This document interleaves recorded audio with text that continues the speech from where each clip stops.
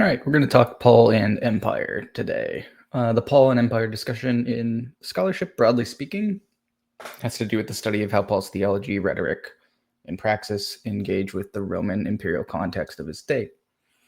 Within that, there's a specific area of interest for some people having to do with Paul's messaging and whether he has encoded some of his letters with words against the empire that he wouldn't have been able to say kind of directly or publicly in any kind of obvious way. That's kind of loosely what's known as hidden transcripts. A few years back, my favorite New Testament scholar, who also happens to be my wife, Laura Robinson, wrote an article for the Journal New Testament Studies called Hidden Transcripts, the supposedly self-censoring Paul and Rome as surveillance state in modern Pauline scholarship, which critiques the hidden transcript and kind of surveillance approach to the question of Paul and empire. Her article bugged Pauline scholar Christoph Heilig enough, I'm joking a bit, they're good friends, that he basically wrote an entire book in response. And then Laura contributed to a collection of essays edited by Heilig called Empire Criticism of the New Testament, a new approach, or new approaches, in which she engages Heilig while also clarifying her own position, which I believe is open access on Moore Siebeck's website. So you can check that out there. In these works, but first one in particular from 2020, Robinson raises a fundamental question.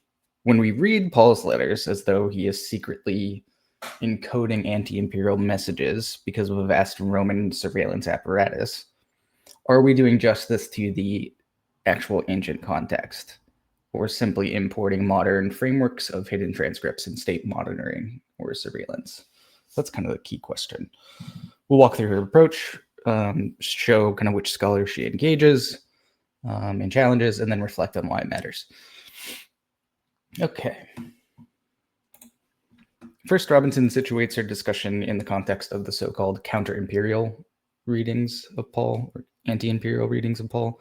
Scholars like N.T. Wright, Richard Horsley, Warren Carter have argued that Paul's letters contain veiled critiques of Rome, suggesting that because critique would have been too dangerous, or kind of open critique would have been too dangerous, Paul must have hidden his dissent in kind of coded language. Okay. Robinson references this explicitly. She also roots this tendency in the social scientific concept of hidden transcripts developed by James C. Scott, the idea that subordinate groups may have public transcripts or a public transcript, what they can sort of openly say to those in power, and a hidden transcript or transcripts, what they say about the powerful in their absence. Okay. So the basic assumption she is responding to is Paul was actually under surveillance, so he had to disguise his anti-imperial sentiments. But she asks, is that assumption justified, and how?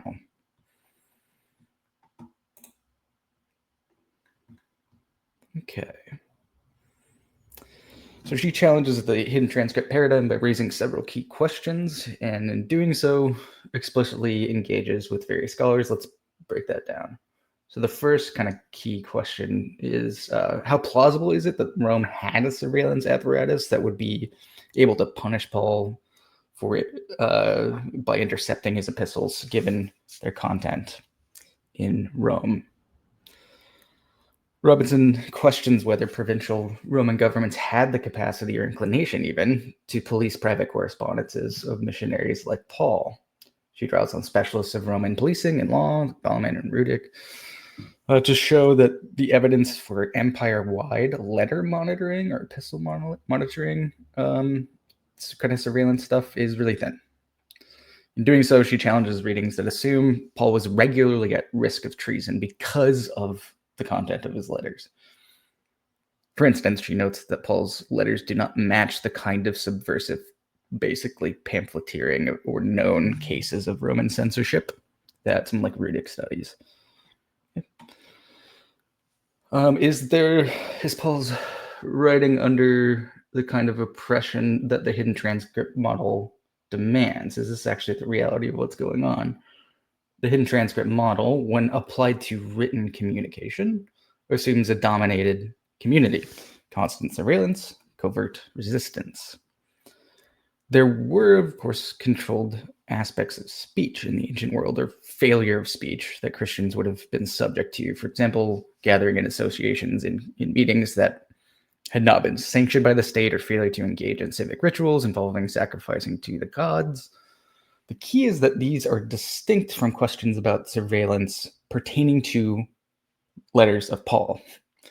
It can both be true that Christians have faced criticism for meeting as a non-sanctioned kind of association with each other, or for failing to participate in pagan rituals. And it can also be true that Paul could write freely without worrying about his letters being confiscated.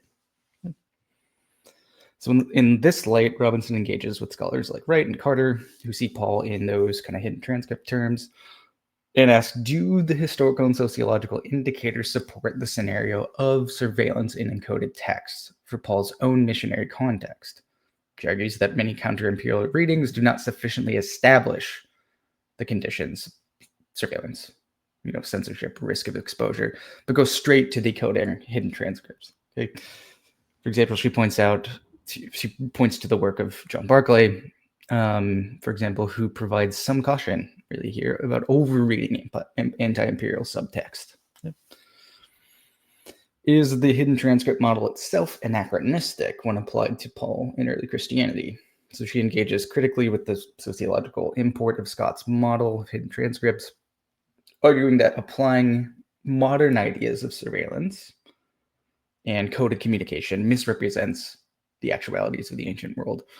She contends that using our modern frames of surveillance states, self-censorship, hidden transcripts, that sort of stuff, may impose on Paul a context that doesn't actually fit. In so doing, she's dialoguing with these scholars that treat Paul's language as necessarily covert, so Carter, Wright, Horsley, and with those who caution against such reading, like Barclay. Was Paul really hiding his critique, or is he speaking as openly as his context allows? That's the next question. The upshot of Robinson's critique is we should not assume Paul is hiding. We should just assume that. The burden of proof lies with the reading that claims that he is.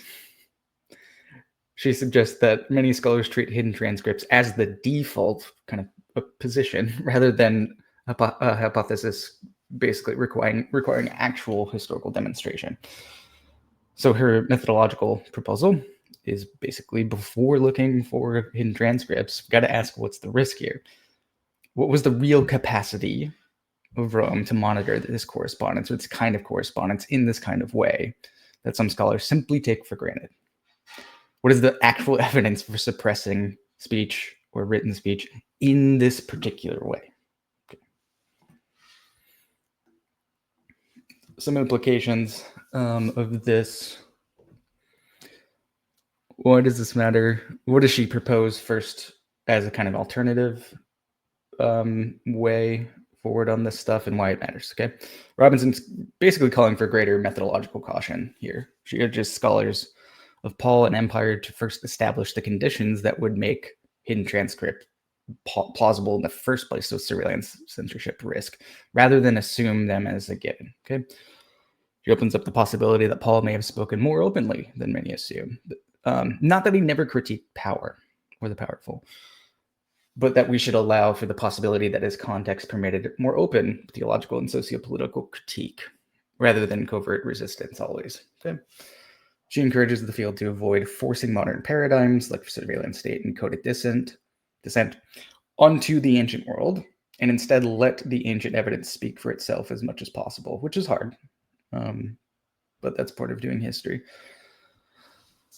For those working with Paul and Empire, this means a shift. Instead of only searching for hidden subtext, we should ask, where is Paul openly addressing power, empire, things like hierarchy, justice, and what does that mean for him? It's not what is he hiding, but what is he actually saying in his data that we have, and how did his context allow or constrain it in some way? Okay, just a few possible critiques or open questions to kind of close with here. Some scholars may argue that Robinson underestimates non-elite forms of surveillance or social pressure in provinces, i.e. local informants, community ostracism, indirect coercion, things like that. So that the notion of hiding remains possible, although it's a weak place to be, even if kind of formal normative evidence is thin, which is what we would want. Robinson, in her new essay, goes through evidence that there actually are other kinds of surveillance beyond surveillance of written word in her essay. So she's trying to clarify a lot of that stuff as well. Others might say that even if Paul could speak more openly, the literary and rhetorical shape of his letters still suggest strategic ambiguity at times, and thus the hidden transcript model remains a useful tool, though not a default. Yet it's still the why question that's not answered here. Why would he have to do that? Okay. Anyway, just to recap as we close, her article invites Pauline scholars, including those of us exploring Paul's theology of universal restoration, like I am in my own work, to pause and recalibrate things, to be more careful about methodology. Rather than taking for granted that Paul was always hiding anti-imperial messaging via coded language, she challenges us to ask, was the context such that hiding this language was necessary, or even a reality for someone like Paul? What evidence supports covert communication? The answer is, we don't really know. But the evidence we have strongly suggests that there's no reason to suppose that Paul was actually operating in this way in relation to empire. And with that, this has been Apocalypse Here, Christianity you can live with.